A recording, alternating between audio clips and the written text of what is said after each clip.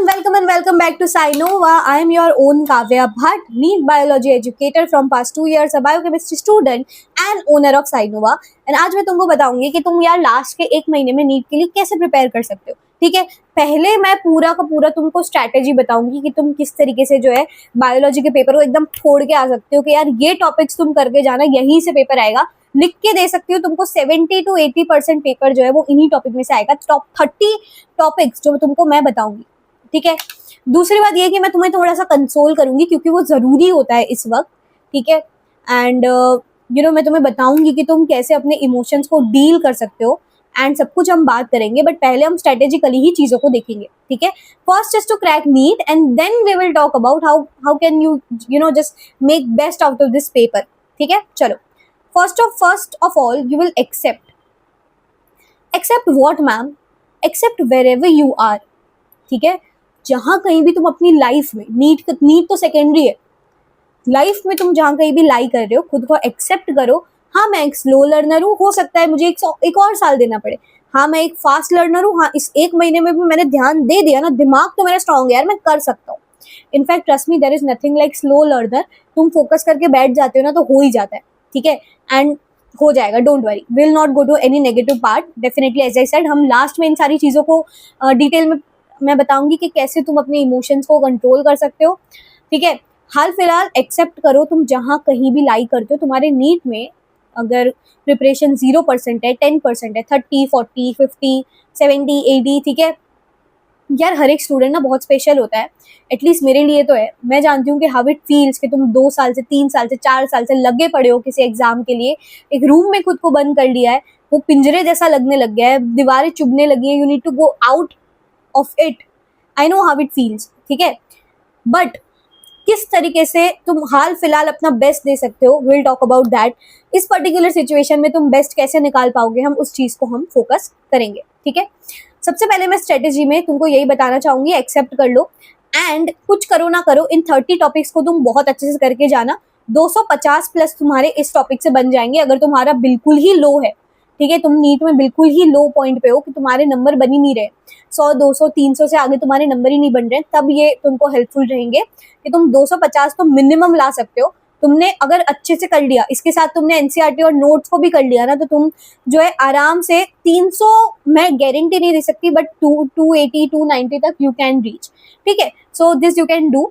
And अगर तुम्हारी preparation बहुत अच्छी है, if you are at revision phase, ठीक है, तुम तो यार कर ही लोगे, है ना. 360 और 360 आने के चांसेस है अगर इन टॉपिक्स को तुमने अच्छे से कर लिया तो. चलो आओ देखते हैं वो टॉप 30 टॉपिक्स कैसे हैं. ये जो टॉप 10 टॉपिक्स हैं, हाल फिलहाल इसी पे मेरी नोवा सीरीज भी चल रही है. नोवा सीरीज में हम लोग इन सारे के सारे टॉपिक्स को, by the way 30 to 30 topics, सारे के सारे 30 टॉपिक्स को 15 तारीख तक कवर करेंगे. Let's keep it to 17th. ठीक है, I know every day is important, but अच्छा कंटेंट भी तो देना है ना तुमको. 17 तक इस पूरे के पूरे 30 के 30 टॉपिक्स को निपटा देंगे. तब तक के लिए ये समझो कि ये टॉपिक्स क्यों इंपॉर्टेंट है. सारे के सारे तुम देखो, टॉप 10 जितने भी टॉपिक्स हैं वो सारे के सारे रिवॉल्यूशनाइजिंग है. DNA replication, transcription, translation, lac operon, DNA fingerprinting, this is from your genetics, है ना, सिकल सेल एनीमिया. ठीक है, सेल साइकिल, मियोसिस, इसमें मैंने प्रोफेज 1 लिखा है लेकिन मैंने तुमको पूरी सेल साइकिल पढ़ा दी है, माइटोसिस एंड मियोसिस, क्योंकि वो इंपॉर्टेंट है. ठीक है, फिर biotech rDNA technology, biotech PCR and electrophoresis, इतना इंपॉर्टेंट है ना पीसीआर एंड इलेक्ट्रोफोरेसिस, हर साल आता है क्वेश्चन, ईटीबीआर पे आता है if you remember. Animal kingdom, human reproduction से तो यू ऑलरेडी नो. ठीक है, मुझे इतना फील हो रहा है ना कि यार तुम बस ये करके जाओ, भरोसा करो मेरे पे. 10 से 15 साल में यार ये पूछे जा रहे हैं, आएंगे तुम्हारे पेपर में. टॉपिक्स ही तो ऐसे है ना, रैंडमली थोड़ी मैं नीट से कुछ भी लेके आई हूँ. मैं थोड़ी लाइफ प्रोसेस से तुमको पढ़ने को बोल रही हूँ 10th स्टैंडर्ड के. नहीं, ये सारे वो टॉपिक्स हैं जो पिछले 10 साल में पूछे गए हैं, तो तुम्हारे में भी आएंगे ही.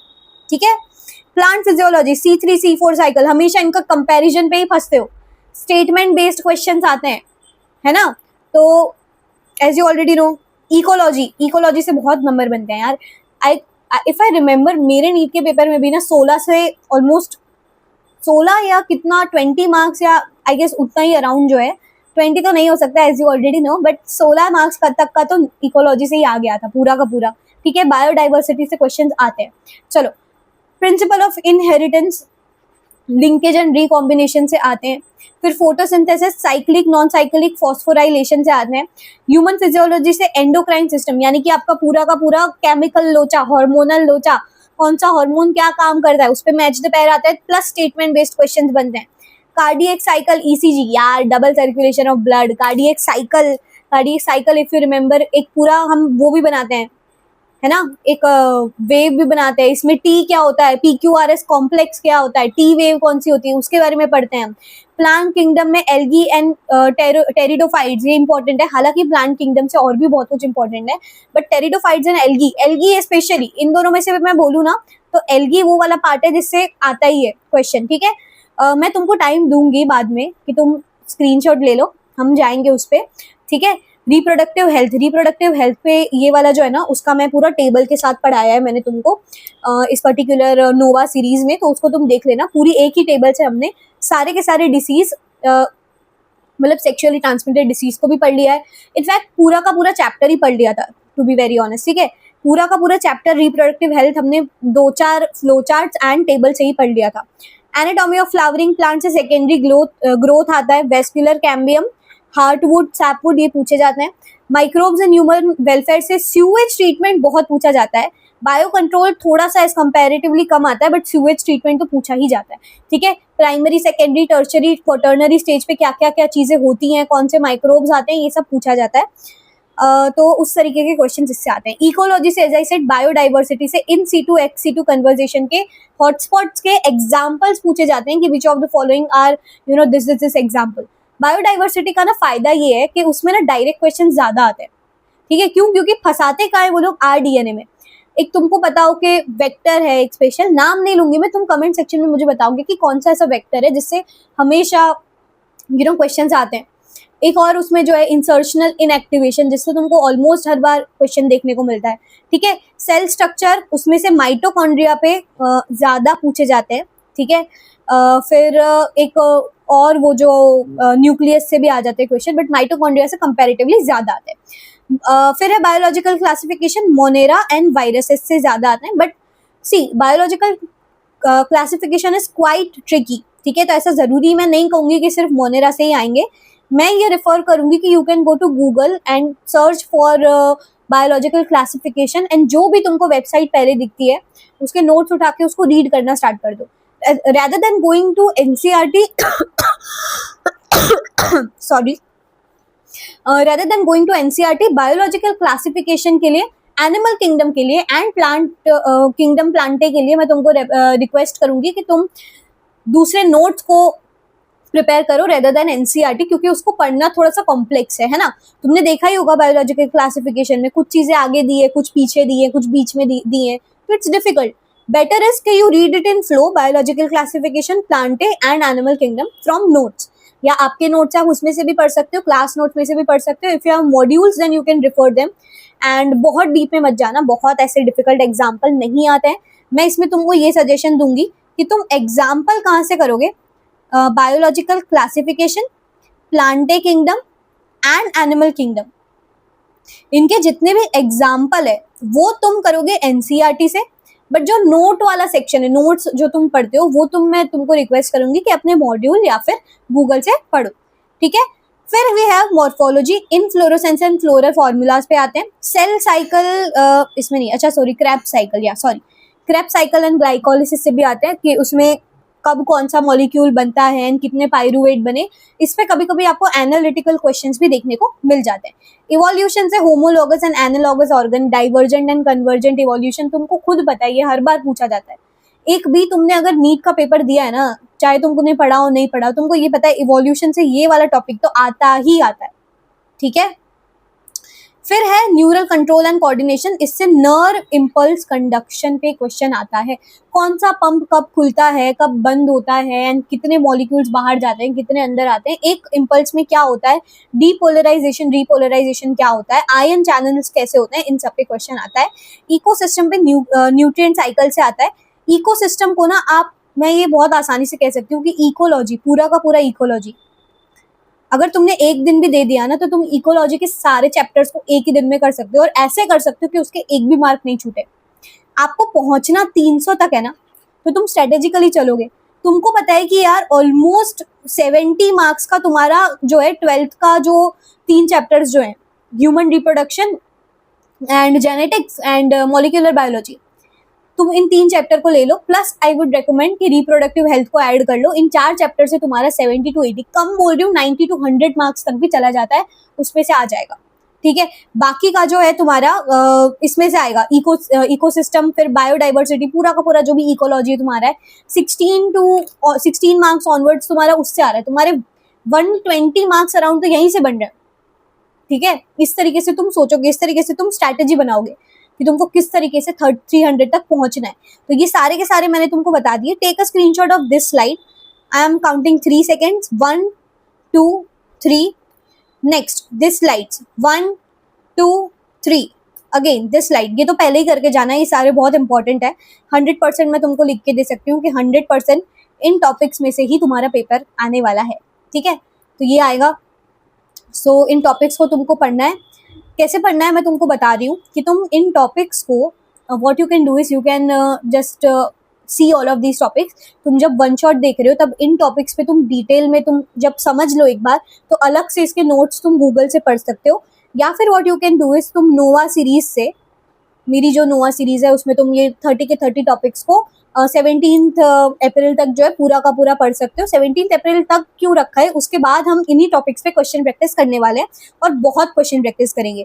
ठीक है, आई विल ट्राई कि हम पूरे के पूरे नीट का जो पेपर है ना, पूरे 360 मार्क्स का ही हम सॉर्ट आउट करें, बट इन टॉपिक्स पे तो हम करेंगे ही करेंगे। ठीक है, सो उस तरीके से चलने वाला है। You can read it from there, और if you are seeing one shot, तो तुम उसमें से एक बार तुमने समझ लिया कि टॉपिक में क्या है, then go through the notes. या तो मैं नोट्स बना के ला रही हूँ, जो मैं पढ़ा रही हूँ वहां से पढ़ो। अगर वन शॉट से पढ़ना है तो तुम फिर खुद कहीं से नोट्स देख के पढ़ो। ठीक है, ये चीज तुम कर सकते हो। क्वेश्चन प्रैक्टिस तुमको कैसे करना है, पहले तो ये करो कि यार सेल्फ स्टडी तुम कर रहे हो है ना, 1 महीने में तो तुम कहीं जा नहीं रहे होंगे, जा नहीं रहे होगे, तो 15 to 17 आवर्स पढ़ो। अगर तुम्हारा प्रिपरेशन बहुत पुअर है, I would recommend 12 hours is enough. अगर तुम्हारा प्रिपरेशन सही है तो 9 आवर्स 12 आवर्स, जितना तुम्हारा दिमाग में, जिस अमाउंट ऑफ प्रिपरेशन पे तुम हो। ठीक है, तो क्या करोगे कि सुबह तुम जो है वीडियो देखोगे, शाम को जो तुम है वो चैप्टर्स पढ़ोगे जो तुम्हारे हो चुके हैं, प्लस नया चैप्टर जो तुमने आज पढ़ा, एंड रात को तुम उन सारे चैप्टर्स की क्वेश्चन प्रैक्टिस करोगे।